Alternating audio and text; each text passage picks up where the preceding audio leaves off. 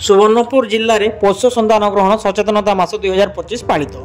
आज जिला शिशु सुरक्षा विभाग और जिला प्रशासन सुवर्णपुर मिलित सहयोग जिलापाल सुवर्णपुर सम्मेलन कक्ष राष्ट्रीय पोष्य संतान ग्रहण सचेतनता मास 2025 पालन अवसर एक सभा अनुष्ठित हो जाइछि।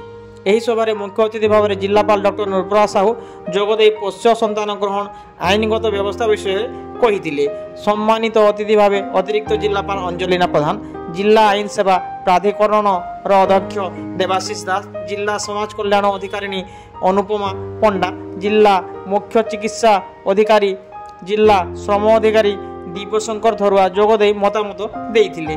जिला शिशु सुरक्षा अधिकारी चतुर्भुज दास पोष्य संतान ग्रहण विभिन्न सोपान तथा तथ्य उपस्थापना करथिले। एही अवसर में एक सचेतनता रथ प्रथम जिलापाल सबुज पताका देखाई शुभारंभ करथिले। एही कार्यक्रम में ब्लॉक स्वास्थ्य अधिकारी समस्त समन्वित शिशु विकास प्रकल्प गुड़िकर शिशु विकास प्रकल्प अधिकारी वृंद, महिला सुपरभाइजर, अंगनवाड़ी कर्मी, आशा कर्मी जोग देइथिले। सखी अनुष्ठान, उत्कल बालाश्रम, चाइल्ड हेल्प लाइन कर्मी जोग देइथिले। एही अवसर में पोष्य संतान ग्रहण केन्द्रर शांता बारिक एवं अंगनवाड़ी कर्मी गीतांजलि स्वाई को उत्तम कार्य सम्बर्धित करा जायतिला।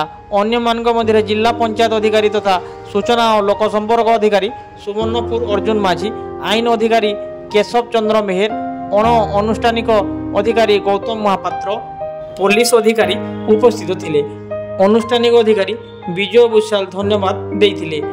जिला शिशु सुरक्षा विभाग थबीर कलसे, प्रशांत महाकुड़, रुद्र प्रसन्न मिश्र, जितेंद्र मंडल, सरिता सुना, मानिनी महांती, मृत्युंजय, अनिल मोहला सभारे उपस्थित थिले।